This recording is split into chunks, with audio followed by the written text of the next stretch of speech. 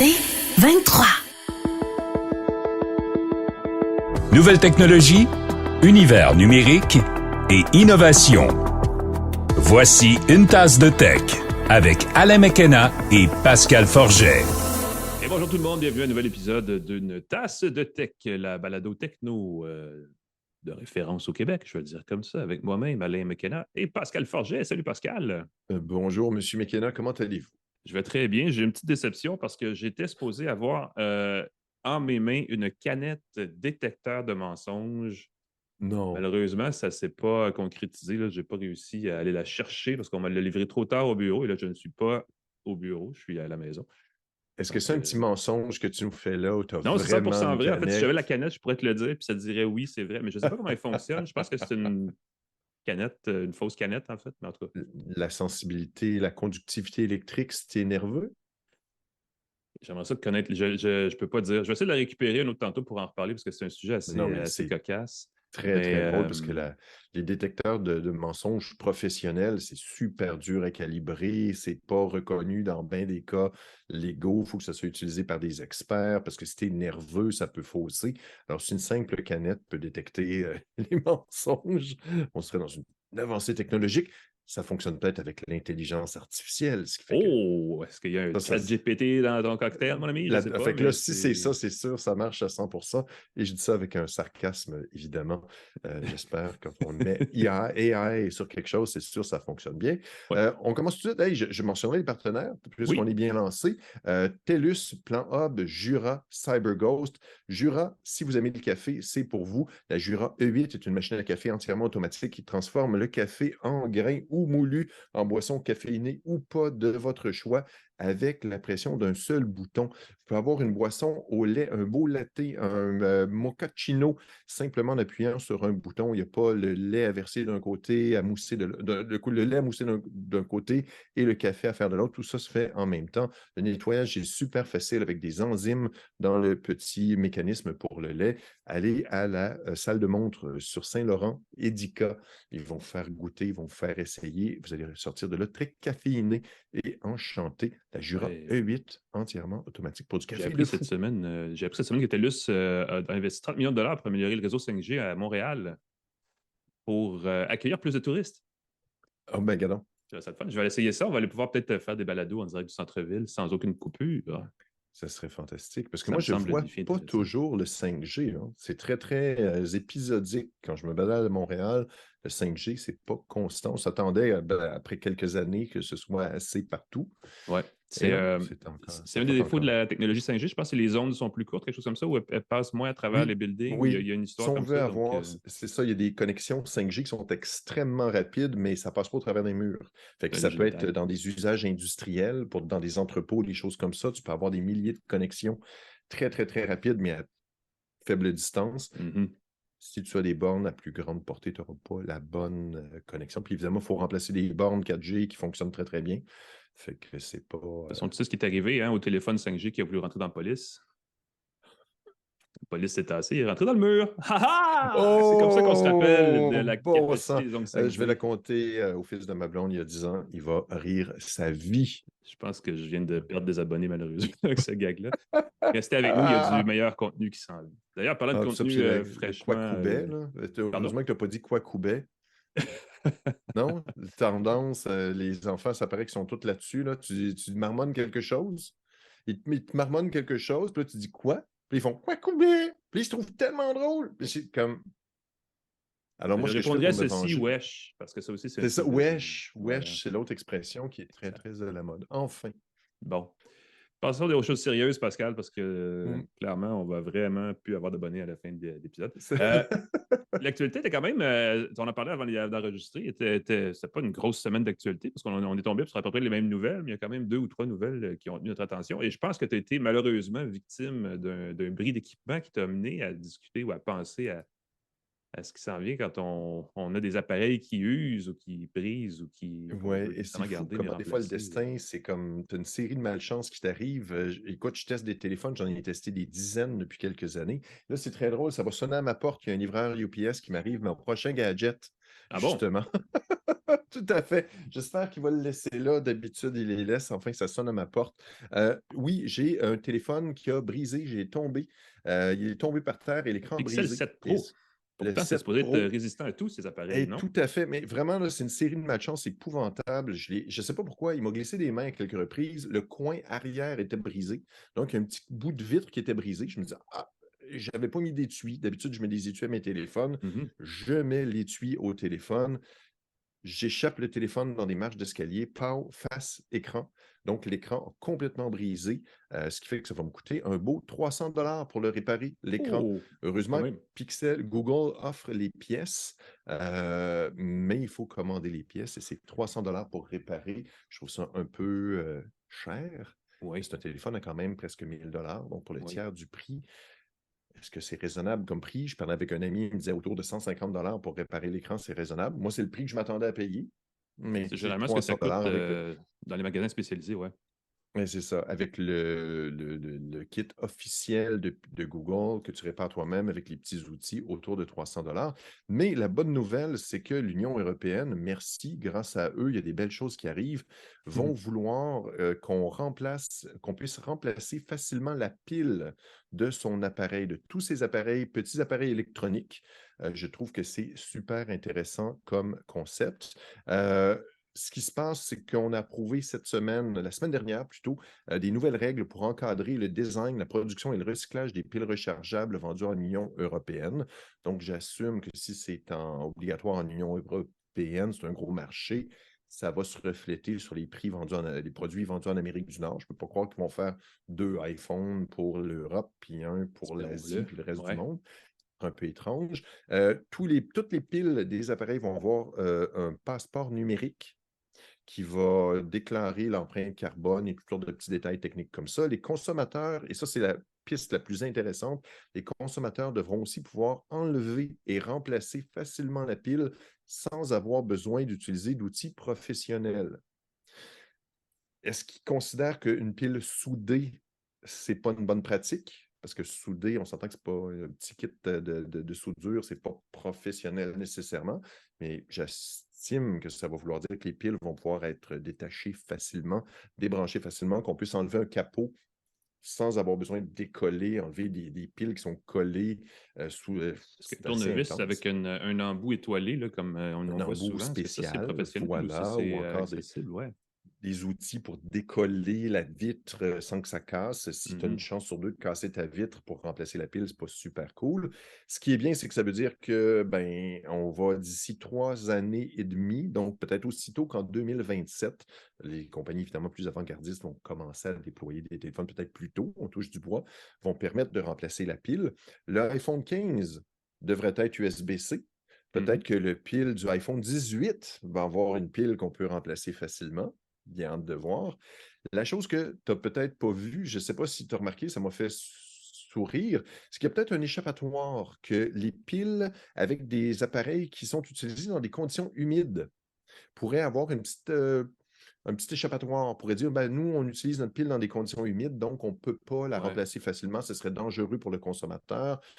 Donc, les écouteurs, les montres sportives, Ouais. les montres comme l'Apple Watch qui sont utilisées quand on se lave les mains, peut-être dans la douche, dans la baignade, pourraient peut-être être exemptés de ça. On espère que non, mais ce À serait suivre. possible. Un Et des puis arguments évidemment, avancés les par les fabricants téléphones, pour coller tout ça, c'est le standard IP60 quelque chose, là, pour être poussière. étanche, résister à l'eau, puis à tout ça. Donc, ça peut être un... Et voilà. Fait qu'est-ce que les téléphones vont être considérés comme des appareils utilisés dans des conditions humides ou d'intempéries ou de poussière intense? On espère que non.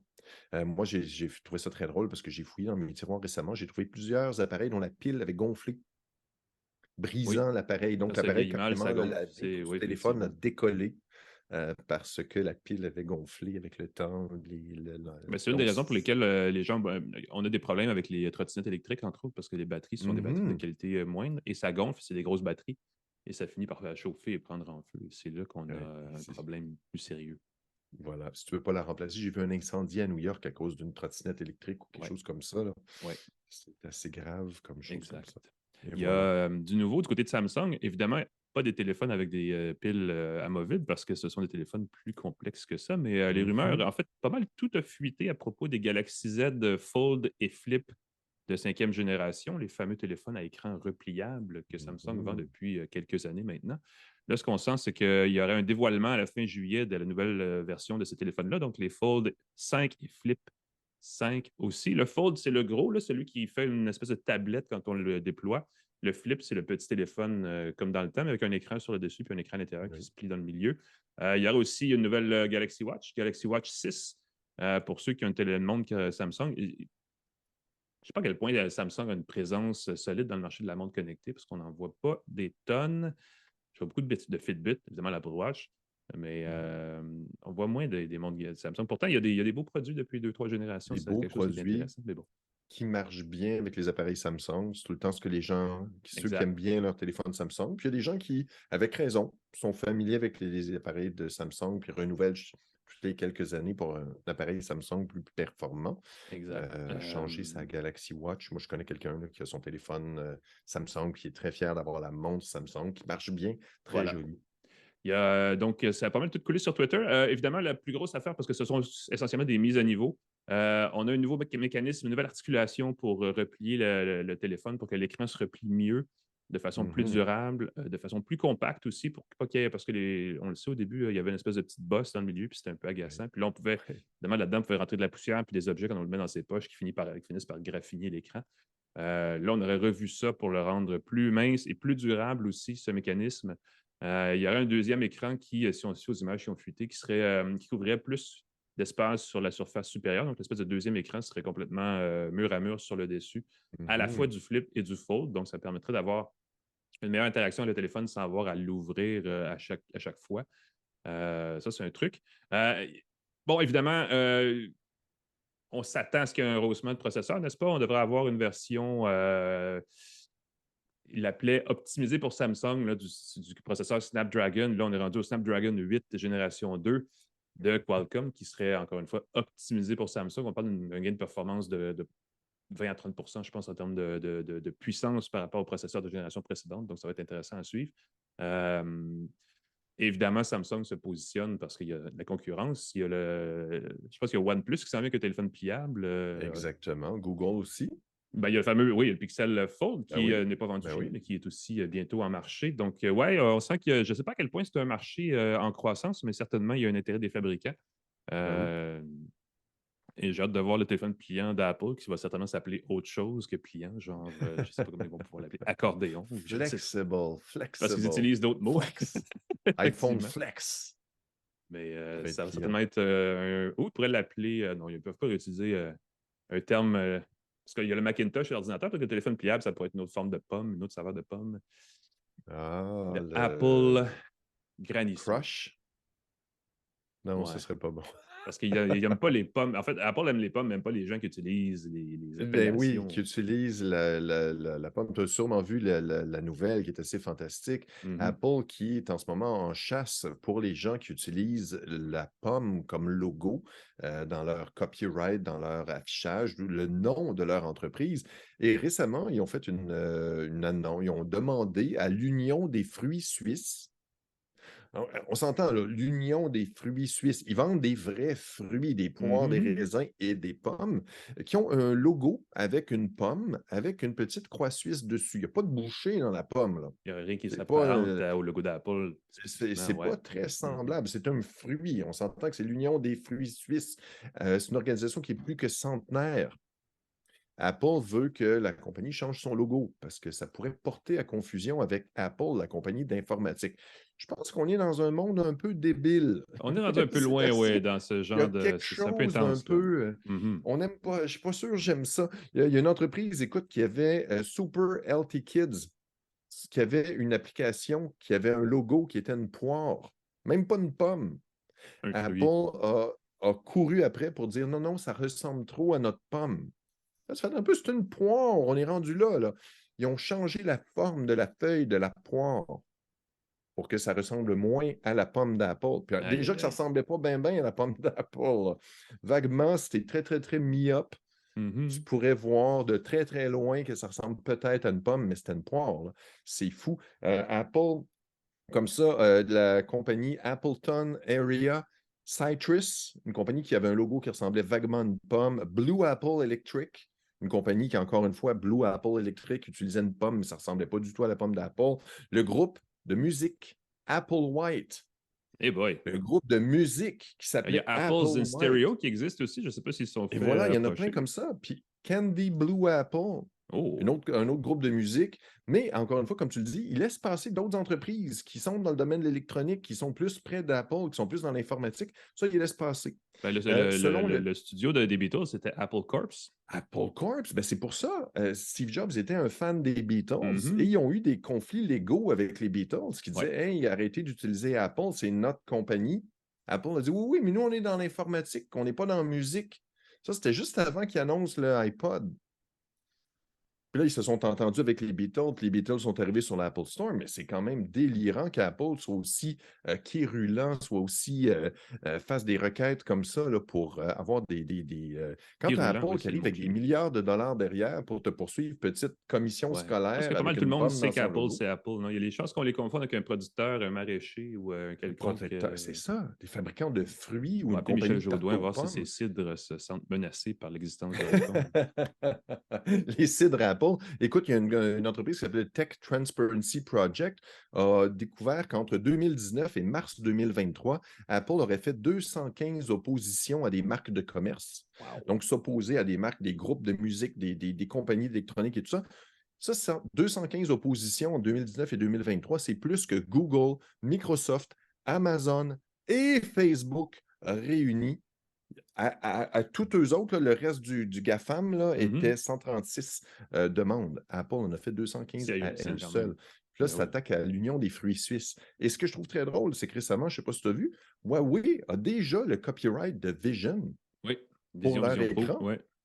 En Fait Chine. qu'Apple lance le Vision Pro. Eux autres, ça ne leur dérange pas trop que Huawei a déjà Vision comme marque de commerce enregistrée. Alors en Chine, ça se peut que le casque Vision Pro ne s'appelle pas Vision Pro parce qu'en Chine, Huawei a déjà ça. C'est ça, l'inspiration d'Apple vient des maisons de disques des Beatles qui ont négocié l'utilisation dans le domaine informatique. Il y a Steve Jobs qui citait Picasso en disant que les bons artistes copient, les grands artistes volent. Apple peut simplement intimider, Oups. dans ce cas-ci, On se fait pincer, là. peut simplement Ouais. intimider, dire Hey, t'as la commission scolaire à Apple, on change de logo. Ah, OK. C'est pas évident. Ouais. Le Désolé, c'est ma petite corporatisme, montée. c'est pas toujours. C'est assez intense. Sympathique. Ouais, effectivement. Je trouve ça très drôle. Des choses qui arrivent malheureusement dans le monde dans lequel on vit, c'est pas super. Il y a quelque chose qui s'en vient, par contre, qui va peut-être être super, qui va peut-être plaire à des gens. Spotify en version Hi-Fi s'en vient. Là, on a appris cette semaine que quelque part en octobre, Spotify pourrait lancer enfin, 2 ans plus tard, sa version en haute fidélité de son service musical en ligne, qui pourrait en fait être bundlée, donc être intégrée à une offre bonifiée qui inclurait aussi un accès sans publicité à des balados. Et qui inclurait aussi des réglages audio plus avancés pour la qualité sonore, des choses comme ça, qui malheureusement pourrait être une version qui coûterait 2 fois plus cher que le service premium. Donc, on l'a qualifié de sub-premium ou de super premium. C'est comme mettre de l'essence à haut indice d'octane dans son phare. Supremium. Supremium, c'est comme une sorte de pizza avec extra olive, j'imagine, je ne sais pas. Mais ce sera aussi un service à 20 $ par mois. Donc, il va falloir suivre ça de plus près. Je ne sais pas à quel point ça va attirer les gens, parce qu'Apple Music, justement, en version haute qualité, était inclus dans la version d'Apple Music de série. Mais Amazon et Deezer et d'autres services eux aussi chargent plus cher Tidal pour leur service Hi-Fi sans compression. Je ne sais pas à quel point. Spotify, on le sait, ce n'est pas encore entièrement rentable. Là, puis ils ont beaucoup de pression pour le devenir rapidement, donc ils cherchent des solutions. Moi, je pense qu'il devrait sortir il devrait se lancer dans le matériel. Il me semble que j'aimerais ça des petites enceintes connectées pour Spotify, un petit casque d'écoute haut de gamme Spotify. Il me semble qu'il y aurait un marché là, à aller chercher avec la force du nom Spotify. Oui, mais là-dessus, moi, je ne suis pas d'accord. Moi, je comprends totalement ce que tu veux dire, puis ça pourrait marcher. Ça ne veut pas dire que je les achèterais, ça veut juste dire qu'il y a un marché là qui pourrait être intéressant, vu que la marque quand même commence à être très connue à l'étranger. Oui, mais c'est comme Sonos. Si Sonos se lance dans le logiciel de diffusion de musique, moi, je trouve que le logiciel de Sonos, c'est la partie faible de Sonos. Les haut-parleurs, les enceintes sont fantastiques, mais le logiciel n'est pas terrible. Si Spotify se met à faire des appareils, ça va probablement être des appareils génériques, des écouteurs Un génériques. casque avec un petit bouton Spotify, Je un petit sais bouton pas. vert qui fait un accès rapide à ta bibliothèque. Je Ouais, sais pas, il y a peut-être quelque chose. t'as peut-être quelque chose. Mais là, Laisse-moi une encore couple de une fois, semaines, puis je te reviens avec un concept. Vas-y, ça non, comme ça. mais combien d'années vont être supportés, ce casque-là? S'ils l'abandonnent après 1 an ou 2, ça pourrait être problématique. Tu peux un petit peu plus cher, à moins que ce soit inclus dans l'abonnement. Ça pourrait être très chouette. Tu reçois un écouteur Spotify, tu appuies sur ton bouton, écouteur annulation de bruit pour écouter de la musique Spotify, ta Je playlist pense qu'il y a préférée quelque en chose à appuyant sur le explorer, bouton. Ça, définitivement. on a quelque chose. Mais moi, j'aimerais un mariage entre Spotify et Sonos. Oh, Ah, ben là, ça serait... oui, ça pourrait Ouais, être ça me rendrait une bonne chose, heureux. effectivement. Bonne interface, bon choix de musique avec Sonos. Puis si Spotify est gentil, ils vont continuer de permettre un accès aux autres services de musique, comme Sonos le fait toujours, mais peut-être avec un accès privilégié. On va parler, on va les appeler, on va effectuer le rapprochement, on prend 15% si ça se fait. On fait, on vous revient là-dessus si ça débloque. C'est les actualités de la semaine, on prend une courte pause. On va parler d'un autre sujet d'actualité, le projet de loi C-18 avec la présidente de Cogeco Média, Caroline Paquet. Juste après ceci, restez avec nous à Une tasse de tech. De retour à Une tasse de tech avec Alain McKenna et Pascal Forget. Et bienvenue à Une tasse de tech. On vient de parler d'actualité, Pascal, et on va continuer d'en parler parce qu'il se passe des choses du côté législatif plutôt ces jours-ci. On le sait, il y a des projets de loi canadiens, en tout cas, qui visent à encadrer un peu ce que font les GAFAM. Juste avant d'en parler, on va présenter le partenaire de ce segment qui est CyberGhost VPN, qui est avec nous. On a parlé plusieurs fois dans les dernières semaines de comment un VPN peut être pratique pour plein de raisons. Évidemment, c'est un outil de sécurité. Premièrement, ça nous permet de naviguer Internet sans que les fameux trackers, pisteurs, cookies et autres objets qu'utilisent justement les GAFAM là, pour nous pister, pour nous blitzer de publicité extrêmement ciblée là, puissent atteindre leurs objectifs sans notre consentement. Pas toujours évident comment ils nous suivent, on ne le sait pas toujours. Il y a un VPN qui nous permet de nous protéger. Un VPN permet aussi, on l'a dit avant, hein, d'accéder en fait, à son catalogue de contenu sur des plateformes de streaming, même quand on est à l'étranger, quand on est à l'extérieur du Canada et qu'on veut accéder à... il y a des séries sur Netflix, par exemple, qui ne sont pas accessibles à l'extérieur du Canada et quand on est en vacances, ce qui, pour bien des gens, est imminent. On se demande, mais pourquoi je ne peux pas regarder ma série alors que je paye en dollars bien canadiens pour ces services-là? Bien, un service comme CyberGhost VPN permet de déjouer ces limites-là. Et ça tombe bien parce que, en travaillant notre partenariat avec eux, ils offrent à nos auditeurs un rabais de 83% sur le prix d'abonnement. Ça revient à moins de 2 $ par mois. Si vous voulez en profiter, ça vaut la peine. C'est sur cyberghostvpn.com/une tasse de tech. On va aussi mettre le lien dans la description de la balado en vidéo et en audio. Donc, vous pouvez cliquer et aller voir ça si ça vous intéresse, un VPN. C'est un des outils importants à avoir dans sa petite trousse d'outils de navigateur web, d'internaute. Donc, ça vaut la peine d'être considéré. Je pense que c'est important. Chose importante par ailleurs, c'est toute cette discussion autour du projet de loi C-18 qui s'en vient. C'est un projet de loi qui va toucher beaucoup la façon dont on consomme l'information sur Internet quand on est un lecteur ou un auditeur. C'est aussi quelque chose qui va affecter la façon dont on partage l'information quand on est un producteur d'information, comme nous le sommes. Ça touche tout le monde dans le secteur des médias, là, radio, télé, magazines, journaux, ainsi de suite. Et c'est une question de jour avant que ce soit adopté et qu'on voit comment Google et Facebook, entre autres, vont réagir. Pour en parler, on a la présidente de Cogeco Média, Caroline Paquet, avec nous. Bonjour, Caroline. Bonjour. C'est gros, c'est 18 quand même. Et vu de l'extérieur, on a l'impression que c'est surtout juste une question de compensation. Essentiellement, les médias canadiens veulent que Google et Facebook leur donnent des sous quand ils utilisent leur contenu pour eux, de leur côté, générer de l'argent. J'imagine que les détails sont plus complexes que ça. Est-ce qu'il y a des nuances à C-18 qu'on comprend mal, mais qui sont quand même assez importantes à savoir? Bon, actuellement, on n'a pas du tout encore, les détails ne sont pas publiés. Par contre, qu'est-ce que je peux dire, c'est que c'est bien beau, la loi C-18, mais c'est aussi seulement un côté de la médaille. Hein? Parce qu'une fois que la loi est passée, chacun des médias, comme Cogeco Média, Bell, tout le monde, va devoir négocier de gré à gré avec les géants américains. Mm-hmm. Et comme vous le savez, c'est certainement pas nous qui avons le plus gros bout du bâton dans ces négociations-là. Donc, et ce sera de longues négociations. On ne sait pas qu'est-ce qu'on va en retirer. On espère que ce sera pour nous une façon également de les faire payer finalement pour le contenu que nous produisons.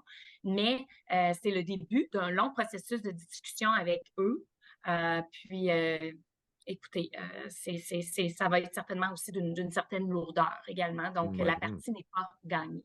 Ça se réglera pas en 3 jours ou en 1 semaine, mais effectivement. Pas du tout, non. C-18 ressemble un peu à ce qui a été voté en Australie il y a pense, 3 ou 4 ans déjà, il me semble que c'était avant la pandémie, je ne suis pas certain, qui est un peu le même concept. Et il s'est passé à peu près la même chose au moment où la loi a été adoptée, c'est-à-dire que Facebook et Google ont menacé de retirer les médias d'information de leur plateforme. Ils l'ont fait un petit bout de temps, ils sont revenus, ils ont négocié des ententes ensuite. Je pense qu'il y a des groupes médiatiques qui sont regroupés. J'ai l'impression qu'il y a de plus grands groupes. C'est plus de concentration dans les médias en Australie aussi, là, ce qui facilitait peut-être à un certain niveau les négociations avec les géants numériques. Est-ce qu'il s'est passé en Australie? Est-ce que c'est l'exemple à suivre? Est-ce que c'est à peu près ça qui risque de se passer, vous pensez? Dans le sens des moyens de pression, vous Ben, voulez un dire que regroupement Google des va groupes faire... médiatiques pour justement trouver des Ben, mesures, des ententes. Parce que c'est sûr que Google et Facebook ne voudront pas donner de l'argent à tout le monde Oui, facilement. ceci étant dit, je ne pourrais pas répondre à votre question, mais quand même, notre marché est largement différent. Dans le contexte où il y a des grands groupes ici qui sont verticalement intégrés, on a qu'à penser à Bell, qui a de la télé, des panneaux, ils ont plusieurs types de médias, Mhm. versus des plus petits groupes, comme par exemple Cogeco Média, on n'a que de la radio. Donc, c'est certain que si on fait front commun, est-ce que finalement mes intérêts, les intérêts de mes auditeurs vont être tout aussi bien servis que d'y aller uniquement par moi-même? Et l'autre chose aussi, on a beaucoup de groupes qui desservent des petites régions du Québec. C'est notre cas. On est très présent à Montréal, mais sur nos 21 stations, c'est 10 régions du Québec. Donc, c'est des petites régions. Donc, pas que ce n'est pas important pour Google, Facebook, mais certainement que la relation de pouvoir est complètement différente. D'où toujours mon même point de dire, ben c'est beau la loi C-18, mais quand on va s'asseoir avec eux pour négocier, qu'est-ce qu'on va vraiment en retirer? Oui, c'est une bonne question. Ça va être intéressant de suivre. Évidemment, je ne suis pas au courant des détails. Je sais que Le Devoir, par exemple, a déjà des ententes avec Facebook et Google. Je sais que ça embête un peu des concurrents dans la presse écrite. Est-ce qu'il y a un risque que justement tout le monde est de son côté et que ça finisse par nuire à la bonne négociation dans ce genre de conversation-là avec Google et Facebook? Ou est-ce qu'il y a vraiment. Vous sentez qu'il pourrait y avoir une conversation, il y a un regroupement justement pour rendre ça pour avoir un meilleur levier, en fait, du côté des médias? Là? Oui, il pourrait y en avoir un, mais encore une fois, tu sais, je pense que c'est l'appareil gouvernemental qui a mis ça en place. Mm-hmm. Et puis, ça va devenir une autre lourdeur qu'on ajoute à tout ce qu'on doit faire face. La radio, pour vous donner un exemple, tout ce qui est, on est assujetti aux mêmes réglementations que la télé, pour moins du 1/10 des revenus. Donc, j'ai une certaine crainte que ce genre de lourdeur-là s'amène également à l'intérieur de ces négociations-là. Mais chose certaine, je salue quand même le projet de loi, je dois le dire, on est content. Tous les médias sont contents, mais c'est juste une facette du problème. La semaine dernière, je parlais que la radio est vraiment en crise. Elle est en crise. On fait face au Canada à un système de radiodiffusion qui est complètement archaïque, qui n'a pas été renouvelé depuis 25 ans et qui a une lourdeur administrative impossible pour nous, ce qui fait en sorte qu'il nous pénalise également dans la transformation pour nous aussi concurrencer ces grands-là.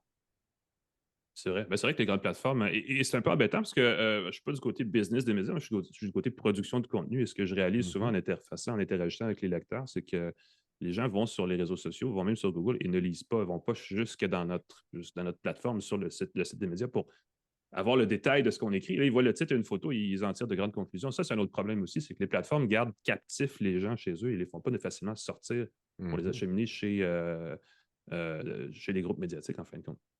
Oui, puis en effet, si comme société, si on veut être en mesure de continuer, de poursuivre un peu l'éducation, la santé économique, la santé gouvernementale, la santé de tout finalement, ben nous aussi, au Québec, au Canada, ça nous prend des technologies qui vont être en mesure également de les concurrencer et de rattraper cet intérêt-là que vous parlez.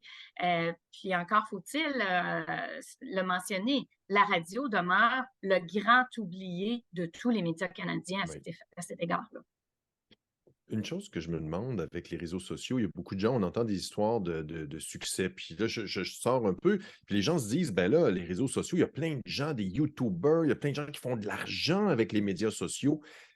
Comment ça se fait que la loi C-18 fait qu'on doive payer différemment les stations de radio? Moi, c'est ma grande question. Les gens, puis je pense encore une fois, là, moi, je comprends un peu ce qui se passe, mais le fait que les gens s'imaginent que c'est payant d'annoncer, parce que moi, je vois le groupe Cogeco sur Facebook, je vois le groupe Cogeco sur Twitter, mais ça ne vous rapporte pas. Non, exactement. Puis peut-être à cet effet-là, la radio, la loi C-18 ne parle pas seulement de la radio, elle parle de tous les médias et C'est ça, les médias l'utilisation écrits. du Ben oui. contenu de tous les médias, tout confondu, pas seulement de la nouvelle, mais aussi tout ce qui est culturel, divertissement. Euh, vous venez de le dire, vous allez sur Facebook, vous pouvez tout retrouver. Ces produits-là sont produits par des gens d'ici, Mhm. des producteurs de contenu à l'écrit, des journalistes, des gens, on respecte les lois, des conditions de travail super bonnes, mais les organisations n'en retirent aucune. On n'est pas capable de monétiser ça actuellement. Mhm. Oui, puis ça doit être difficile pour la radio. On fait une balado ici, donc on le sait, là, les revenus dans le numérique, la radio sont à peu près inexistants comparé aux revenus traditionnels. Donc, faire ce chiffre-là numérique, c'est pas aussi simple que ça en a l'air. Là. Il y a personne qui va nous donner 300 millions pour faire une balado au Canada, là, contrairement à ce que Spotify a essayé de faire ailleurs. Là. Absolument, absolument. Puis, d'une part, il y a toute la technologie, la transformation de la technologie. Ça nous prend des technologies multiplateformes, multi-adaptives. Et encore une fois, je crois que la radio, c'est le grand oublié de tous les médias. Tout à l'heure, je vous ai parlé du CRTC, mais je me permets aussi de vous parler de toutes les inéquités fiscales que nous avons, que d'autres médias ont bénéficié. Il y a des médias il y a des médias, il y a des organisations même qui bénéficient de subventions pour se transformer, le temps de les aider, un petit coup de main pour se transformer et se propulser vers l'avenir. La radio, c'est le grand oublié à tous les paliers de gouvernement. Donc, moi, quand je vous parle de ça, je pense à mes 650 employés qui sont partout au Québec. Je recherche les mêmes compétences qu'un Ubisoft au Saguenay pour me transformer numériquement. Mais Ubisoft a une subvention pour ces gens. Moi, j'en ai pas. Donc, qu'est-ce que ça fait? Ben, je dois payer plus cher. Je suis d'accord de les payer, mais mon propre gouvernement me fait une compétition inadéquate. Donc, il y a des inéquités fiscales. Je demande à avoir la même chose que les autres joueurs médias, mais aussi que d'autres entreprises, d'autres industries. Et je désire que le gouvernement se penche sur l'allègement du CRTC. C'est impensable. On ne fait qu'alourdir avec toutes sortes de règlements. À chaque règlement qu'on ajoute, on n'en enlève pas. Pour réformer le gouvernement, le CRTC, je demande que le gouvernement se penche là-dessus. Je n'ai pas de problème à ce qu'on ajoute des lois, des règlements pour satisfaire à la tendance du jour, mais à chaque fois qu'on en ajoute une, pourquoi pas en enlever 5? Non, mais le CRTC serait probablement d'accord parce ils manquent de staff pour suivre tout ce qu'ils ont comme mandat. Puis les mandats vont s'alourdir avec ces projets de loi-là, effectivement. Bien, ça s'alourdit. Alors, si on pense à ça, 1 pour 5, donc au bout de l'année, c'est une réforme avec 25 de moins de règles. Et moi, ces règles-là, vous savez, cette année, j'ai plusieurs de mes licences qui doivent être renouvelées. Et à chaque fois, on part de 3 mois d'ouvrage de mes employés. Pendant ce temps-là, ils ne sont pas occupés à créer de la valeur pour nos auditeurs, créer du contenu, se transformer, se propulser vers l'avenir. Donc, si rien n'est fait, qu'est-ce qui va se passer au Québec?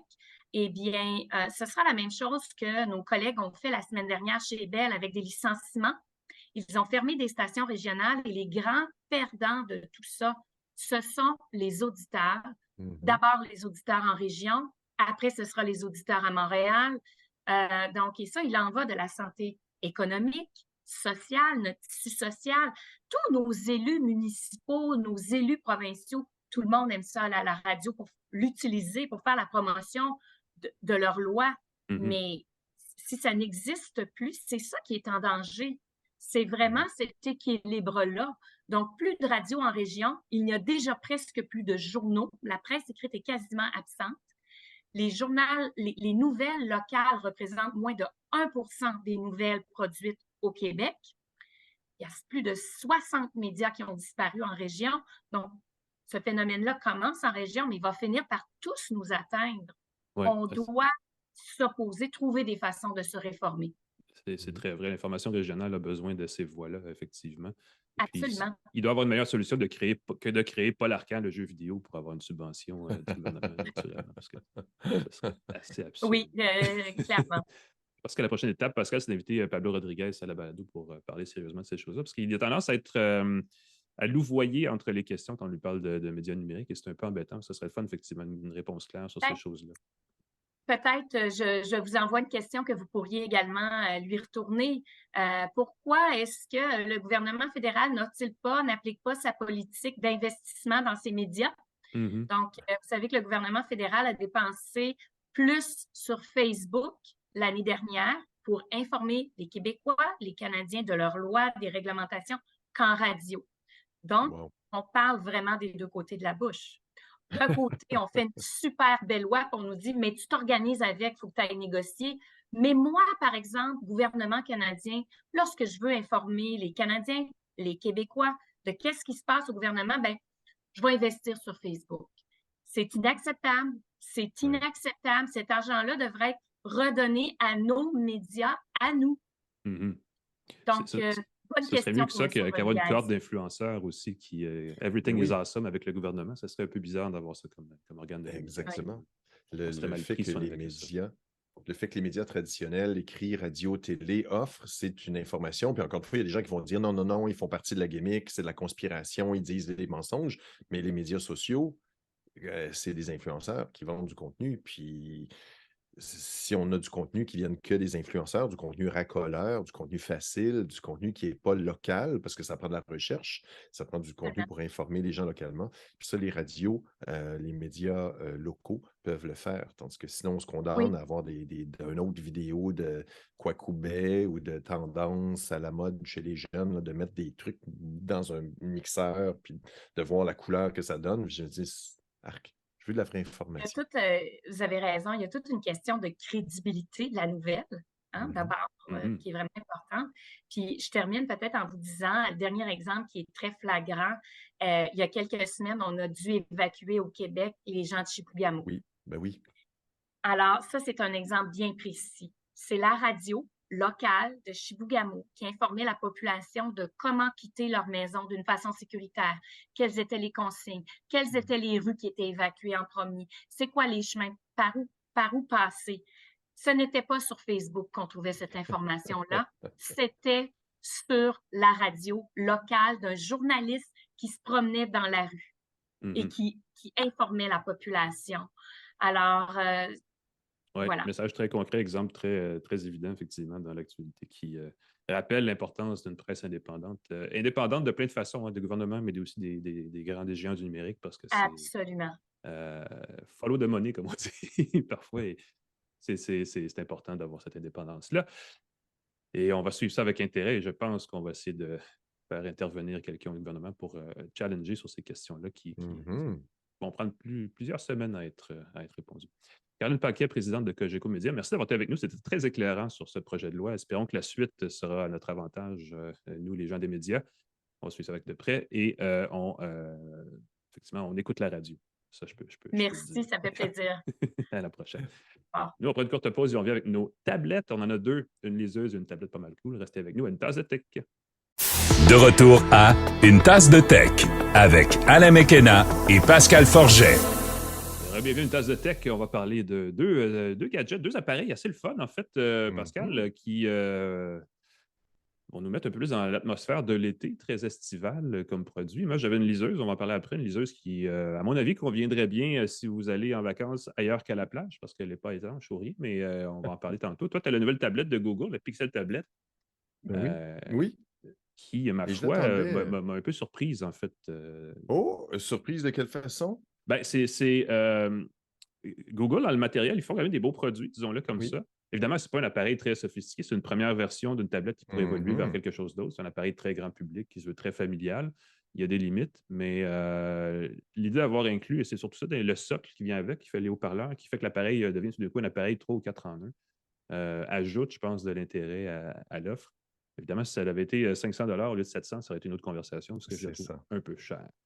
Je sais pas C'est ce que tu en ça. C'est penses. une tablette, la tablette Google, c'est une tablette à 700 $. Mhm. Donc, c'est une tablette qui n'est pas donnée, mais qui est vendue avec la petite base. Quand j'ai déballé, j'ai été surpris. Je pensais que la base allait être beaucoup plus grosse. Ceux qui nous regardent en podcast Oui. vidéo, ceux qui nous regardent sur YouTube, vous allez voir, le pied est beaucoup plus petit que je pensais. Je Mhm. m'attendais à ce que ce soit comme un haut-parleur de type Sonos, un peu plus costaud. Ça contient des haut-parleurs pour augmenter le son de la tablette. Donc, quand on le pose dessus, non seulement ça garde ça à un bon angle pour servir de tablette pour afficher, contrôler sa domotique, consulter rapidement des nouvelles, lire des recettes, mais en plus, ça garde constamment sa tablette chargée. Je pense que Google s'est rendu compte que trop souvent, les tablettes sont utilisées. Puis, on s'entend que je pense que les tablettes sont en général utilisées. Ceux qui les utilisent régulièrement, mais en général, sont moins vendues, sont moins utilisées qu'elles étaient, puisque maintenant, on a un téléphone avec un écran plus grand. Je pense que Ouais. ce marché-là est Ben, là. un iPad à la Donc, maison traîne sur la table, sur le comptoir, un peu partout, sur le coin du c'est divan. ça. Et c'est souvent dans ce temps-là qu'on oublie de le charger. Donc, eux, avec le socle, on dit ramenez toujours la tablette sur le socle, elle sera toujours chargée. C'est un peu ça la logique. Ouais, on va toujours la trouver et Mhm. on va toujours l'avoir chargée. Et ça, je trouve que c'est une belle idée. C'est une tablette qui est plutôt verticale, qui est posée sur le socle, elle est posée à l'horizontale. On ne peut pas la mettre à la verticale. Non, pas sur J'aurais le pas socle, haï ça. effectivement. J'aurais pas haï ça pour voir Ouais. la tournée. Et une petite surprise que j'ai eue en la déballant en l'installant, ce n'est pas une prise USB-C pour charger le socle. Mhm. Et ça, je trouve ça en 2023 un peu triste. Ça fait bizarre Parce parce que que la tablette, elle, se charge par USB-C, en fait. exactement, si on veut, on peut sans le socle charger sa tablette par On a raté USB-C, tout à fait l'occasion de faire standard. une espèce de chargeur universel, en fait. Oui, effectivement. Voilà, le socle aurait pu servir à charger les deux sans problème. Tu pars en voyage, tu apportes juste le bloc de charge du socle Mhm. et tu Voilà, l'amènes pour c'est charger réglé, ta tablette. effectivement. Donc, dans la tablette, tu as un lecteur d'empreintes digitales qui est situé sur le haut. Donc, si tu veux consulter et l'utiliser comme une tablette, tu peux la déverrouiller. La caméra de la tablette, elle est sur le côté horizontal. Sur le côté Donc, on large. regarde qu'on peut s'en Ouais. servir pour faire des appels vidéo avec Skype, avec Zoom, avec et compagnie. La caméra est dans le bon sens pour que l'image soit à la verticale, comme il se doit. Soit à l'horizontale, À excuse-moi, que l'horizontale, ben l'image oui, soit à voilà, c'est ça que j'allais l'horizontale. dire. Voilà qu'on voit la personne et Ouais. non pas à la verticale. Ça, c'est mal. Vertical, c'est mal. Horizontal, c'est bien. On aime ça. Euh, Écoute, autrement, c'est une tablette très standard. Elle est plutôt étroite. Elle est plus 16,9 que 4,3. Mhm. Moi, j'ai trouvé que c'était un peu étroit. Quand je l'utilise à la verticale pour lire du contenu, par exemple, je trouve que c'est un petit peu étroit sur certaines applications OK. comme Feedly, Mhm. entre autres. Je ne vois pas le titre au complet de mes articles. Ça, j'ai trouvé ça un peu dommage. J'ai trouvé ça aussi étrange que si les rumeurs, selon les rumeurs sur Internet, Google devait offrir un clavier avec, Mm. devait offrir un stylet avec, qui aurait été peut-être bien pratique pour dessiner, pour s'en servir comme mini-ordinateur portable sur un socle toujours chargé. On veut répondre à un courriel, on s'installe avec sa tablette Pixel sur le coin de son bureau, on peut répondre rapidement.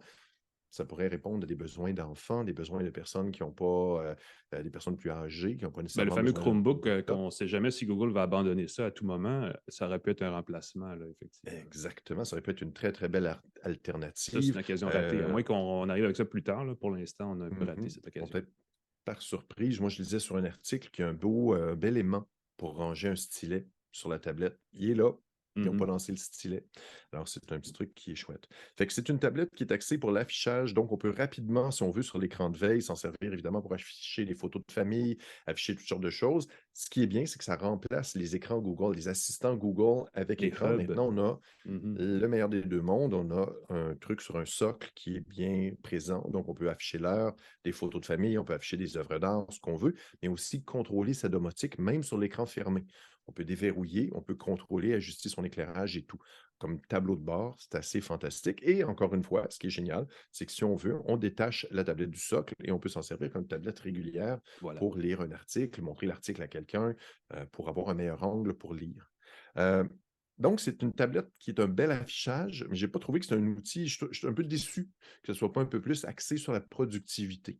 Oui, exact. Là, Euh, je veux dire ceci. C'est une tablette d'écran d'11 pouces. C'est à peu près le même ratio de pixels par pouce de mémoire que ce que propose l'iPad. Donc, c'est comparable à ce qui est essentiellement le joueur dominant dans le marché des tablettes.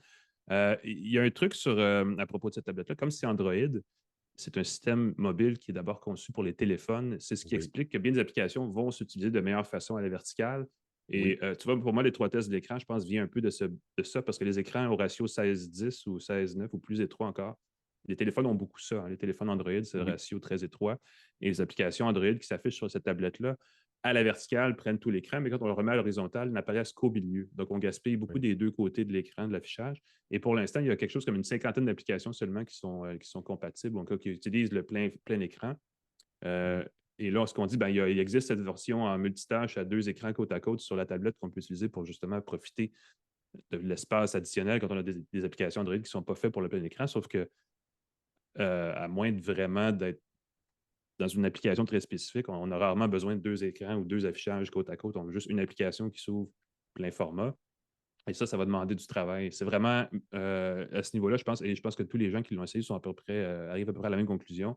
Là, ça prend un petit peu d'amour des développeurs et de la communauté Android pour créer un environnement logiciel qui s'adapte à cet écran-là, parce que ce n'est pas la première fois que Google offre des tablettes Android. Ce n'est pas la première tablette Android, et dans tous les cas, le problème est toujours le même, c'est que l'applicatif n'est pas assez présent pour supporter le matériel, parce que c'est vrai, c'est une belle tablette. Processeur maison, le Tensor 2 chez G2, je pense même d'ailleurs qu'on dit chez Google, qui est tout à fait correct. Architecture ARM, comme bien des processeurs maison, c'est la mode du moment. Bonne souplesse. Je veux dire, le placement de la caméra ici, sur le côté large, la caméra frontale, et sur le coin supérieur droit, sur la caméra arrière, fait que c'est une tablette qu'on utilise vraiment à l'horizontale sur le socle pour faire des appels vidéo. C'est moins évident quand on s'en sert à la verticale de trouver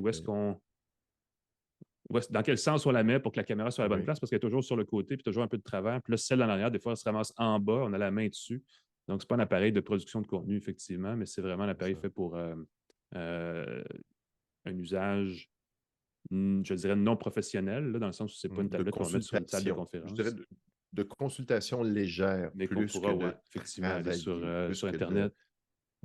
Utiliser les produits Google, ces choses-là. Je pense qu'on pourrait même essayer une fois de faire une balado avec ça, parce que je pense que Zoom est optimisé pour l'écran de la Pixel tablette. Mais effectivement, c'est un premier essai qui est comme assez satisfaisant, mais qui n'est pas exceptionnel, disons-le comme ça, parce qu'il va certainement avoir des nouvelles générations dans le futur. C'est ça. Si ça avait été, comme tu l'as dit, beaucoup moins cher, ça avait été 300 $, ça aurait été l'appareil du siècle. Oui, on aurait pu effectivement y aller avec le deal du siècle, effectivement. C'est ça. Moins cher que l'iPad, parce qu'un iPad de base, ça coûte à peu près 600 $. Dans ce cas-là, on a un appareil qui est à 700 $, qui a le socle inclus, on le rappelle, avec une base qui n'est pas USB-C. Ça me déçoit un peu. Apple est rendu à sa 10e génération d'iPad, fait que c'est certain qu'il y a beaucoup, beaucoup de raffinement.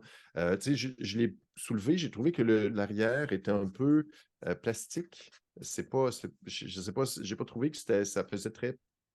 Ouais. Je sais pas. Il n'y a pas de prise pour un casque d'écoute non plus. C'est ça, je m'assurais que je n'avais pas halluciné. Mais effectivement, il n'y a qu'une sortie USB-C sur l'appareil. Donc, effectivement. Puis le son est meilleur quand on le pose sur la base. Évidemment, là, on a plus de oomph, on a plus de base, mais ce n'est pas non plus quelque chose qui va remplacer une enceinte haute fidélité. C'est pas quelque chose qui va. C'est quelque chose qui peut faire la job.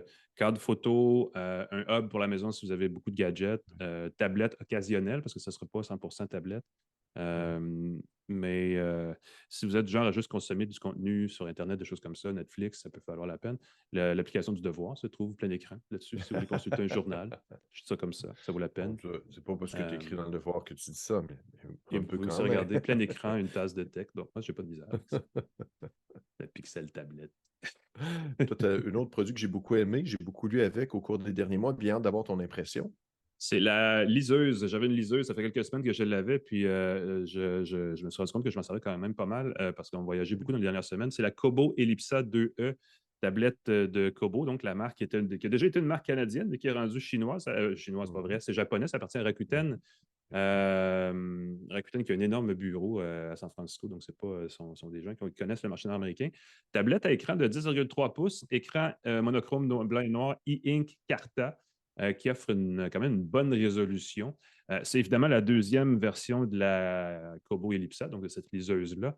Et ce qu'on a rajouté, en gros, là, c'est vraiment un éclairage adaptatif, mais aussi dont on peut ajuster la couleur, la température de couleur pour pas que ce soit une fameuse lumière bleue.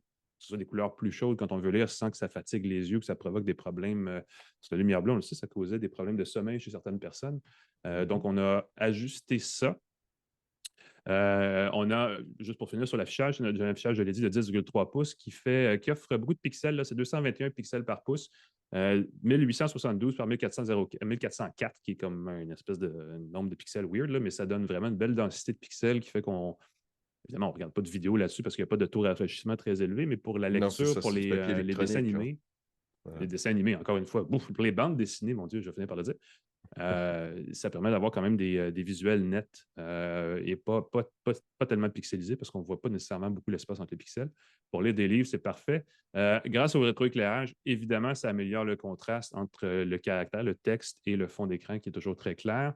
On a quelques détails techniques. On a amélioré le processeur. Donc là, on a un processeur qui est à 2 GHz au lieu de 1,8 GHz. Ce n'est pas une grosse affaire, mais ça va juste assez vite. Je ne sais pas quand on veut ouvrir un livre, quand on veut aller chercher des choses sur Internet parce qu'il y a une connexion Wi-Fi, ou si on veut effectuer certaines tâches de base. Évidemment, ce n'est pas une tablette avec laquelle on peut faire une tonne de choses, mais on a besoin quand même d'une certaine réactivité parce que, et c'est ça le détail intéressant de cette tablette-là, c'est que là, je l'ai ici avec l'étui. L'étui est ingénieux, par ailleurs, qui est seulement une couverture supérieure qui est aimantée vers l'arrière, donc ça ne prend pas beaucoup d'espace.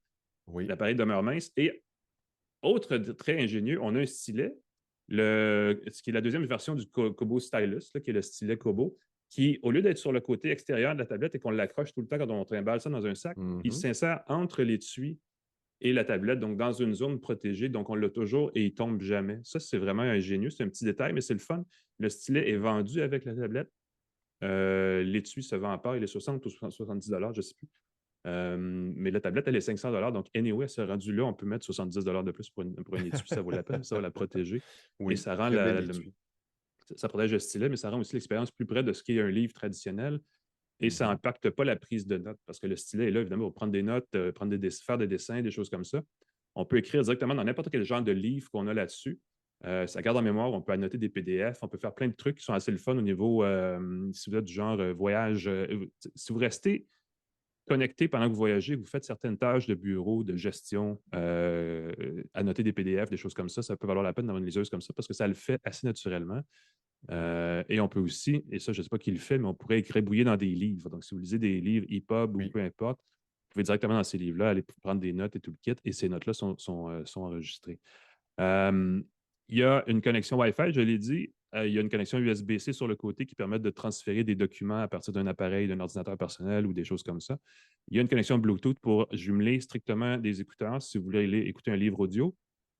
Et on peut aller sur Internet à travers le service de stockage Dropbox pour déposer des livres, des documents PDF, des choses comme ça.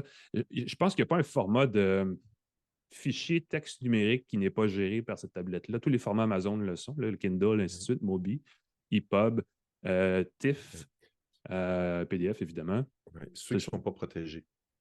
Effectivement, tout ce qui n'est pas protégé. Tout ce qui n'est pas protégé. Si vous voulez charger des livres à une bibliothèque publique, entre autres, il y a le service Overdrive qui est là.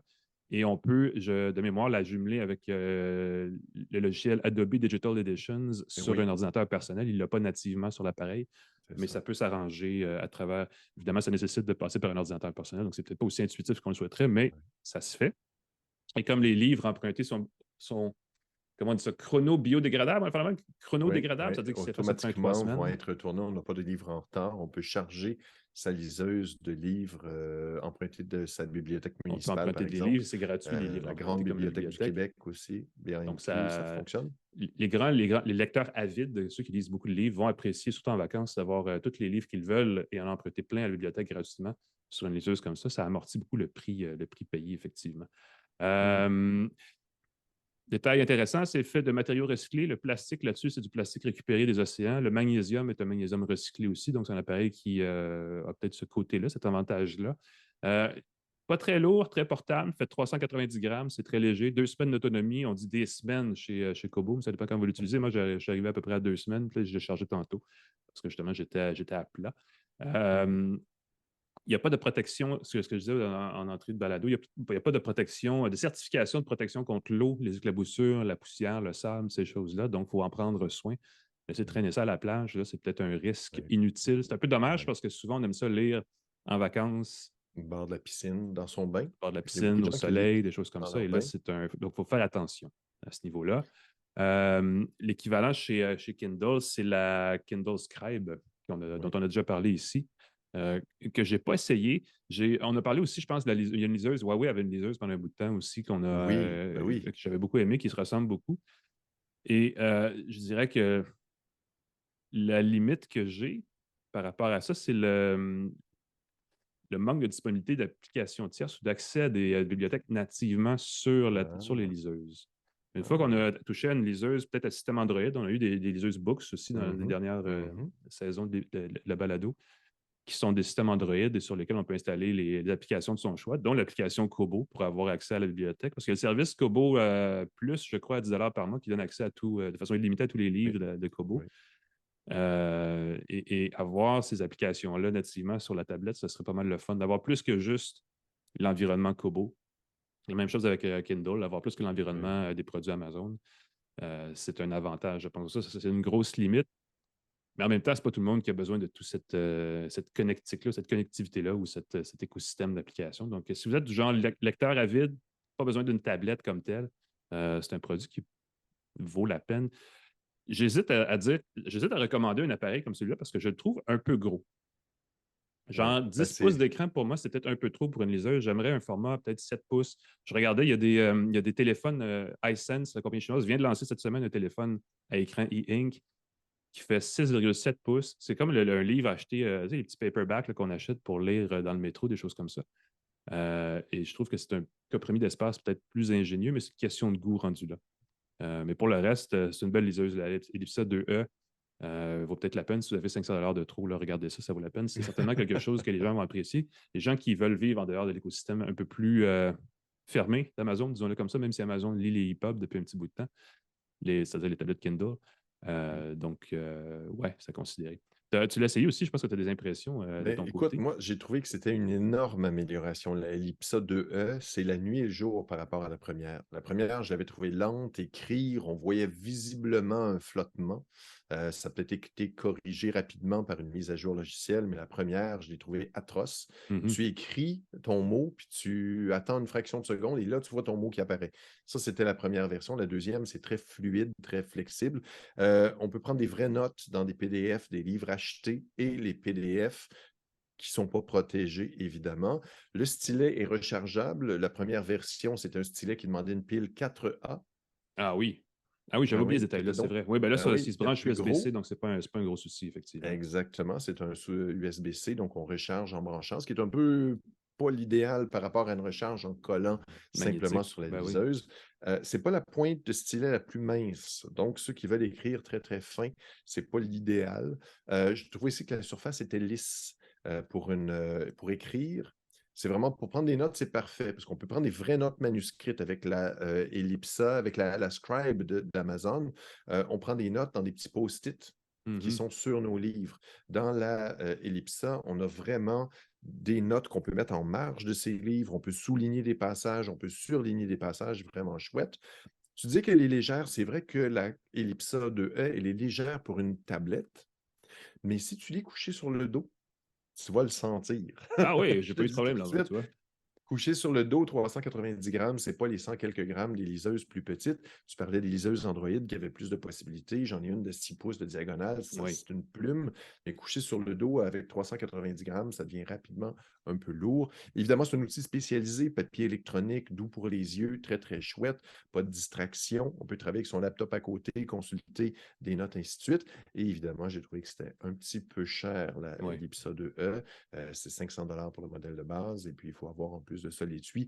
L'étui qui aussi est une amélioration formidable. Le premier, c'est une espèce de coque qui Mhm. protégeait toute la tablette. C'était vraiment un tank qu'on mettait autour de la liseuse. Le fait, comme tu le dis, que ça protège que l'avant, ça permet, quand tu l'ouvres, d'écrire un peu comme beaucoup plus confortablement. Ta tablette est plus près plus près de la table. Mhm. Alors, quand on appuie son poignet, c'est beaucoup plus agréable. Moi, j'ai un petit bug avec le mien, il faut que je le mentionne. Je ne sais pas si d'autres gens peut-être ont le même problème. Mon stylet, en théorie, il y a une efface au bout. Mhm. Donc, on peut tourner le stylet et effacer. Ça ne marche plus. Je ne sais pas ce Oh! qui s'est passé, ça ne marche plus. Est-ce que c'est mon stylet qui est malade? On suggère de refaire la connexion. Je vais débugger ça. Mais c'est Mhm. dommage de pouvoir faire des petits dessins et de ne pas pouvoir tourner le C'est pas stylet. quelque chose qui devrait bugger, en fait. C'est assez simple. C'est ça. Et ouais. c'est peut-être moi qui ai fait quelque chose de pas correct, mais c'est mon petit trouble du moment. J'ai pas eu de chance avec mon téléphone qui a brisé. Ben non, Bien hâte de pas vous de bonne donner des semaine pour nouvelles toi, de la clairement. Ben oui, réparation. C'est dommage. ça, là, le stylet, hein, les faces qui ne fonctionnent pas. Je vais peut-être avoir à retourner cet élément-là. Ouais. Mais c'est vrai que c'est pas un cadeau. C'est pas une tablette qui est une aubaine. Donc, faut être un lecteur avide ou il faut vraiment aimer prendre des notes pour en Oui. profiter Il pleinement. y a aussi un petit truc qui m'a embêté. Il n'y a pas de bouton sur le côté. Il y a comme une marge assez importante du côté allongé de la tablette. Il y a un Il n'y a pas de côté touche de qui commande. permet Ouais, il y de a le bouton tourner. d'activation sur le côté, mais il est capricieux aussi. Des fois, on ne sait pas trop quand il C'est décide ça. de marcher ou pas. Et il n'y a pas de bouton pour changer les pages, ce qui aurait peut-être été Effectivement. le fun pour changer. Et puis, il y a le service Pocket qui est compatible avec les liseuses Kobo. Et juste pour ça, pour moi, C'est vrai. ça vaut, si vous mettez de côté les articles du web avec le service Pocket, que je vous recommande chaudement, vous pouvez les synchroniser automatiquement dans votre liseuse. Les articles un peu plus longs, vous voulez les lire à tête reposée, les consulter, vous pouvez les mettre dans votre J'ai liseuse oublié de et le dire. lire J'aurais en dû y plein penser parce soleil. que Sans reflet. j'ai reçu un badge l'année passée. Je suis un des top platine utilisateurs Pocket. J'ai découvert ça. Je ne savais Voyons pas. donc. J'en fais pas une grosse histoire, mais Voyons j'y donc. pense pas. Et tu vois, ça pourrait effectivement être une façon Je suis pas d'utiliser. platine Pocket, moi. Voyons donc. Pourquoi? Je Pardon? passe ma Ben oui, ben journée sur écoute, ça a Pocket. l'air que je m'en sers beaucoup. Mais c'est un bel outil pour prendre des notes et reconsulter plus tard pour, dans mon cas, produire des articles plus denses. Mais effectivement, c'est un beau service euh, pour lire des articles plus longs, des trucs. Tu sais, des fois, des textes longs sur Internet, sur les sites web, on n'a pas le temps. On les met dans Pocket et on peut les lire à tête reposée, effectivement. Ben oui, c'est génial pour l'été. Là. C'est comme des petits magazines qu'on Exact. peut lire comme on veut. Parce que les Est-ce vacances qu'on s'en salue les viennent. partenaires, Alain? Ben oui, parce que nous, on ne prend pas de vacances. Hein? Vas-y, Pascal. Si Plan Hub, TELUS, Jura, C23, le groupe Cogeco qui diffuse et distribue. On a d'ailleurs eu la présidente qui est venue avec nous. Merci Ben beaucoup. oui. Claude Hébert à la mise en onde qui met tout ça en paquet puis nous envoie ça sur le web. Alain McKenna dans Le Devoir, dans Oui. Info Bref, un peu partout. Oui. pascalforget.com, on peut me lire sur mon site. Ben voilà. Aussi dans le Bel Âge, si jamais vous Mhm. voulez, je suis là aussi. N'hésitez pas, on se revoit. Écrivez-nous, parlez-nous, ça nous fait plaisir. Oui, on vous souhaite une bonne fin de semaine de la Saint-Jean, une bonne semaine de la Saint-Jean. On se revoit la semaine prochaine pour une autre tasse de tech. Chaude et estivale, on va dire ça comme ça. Donc, faites attention à vous, profitez du beau temps, de la bonne fin de semaine. On se revoit la semaine prochaine. Salut tout le monde.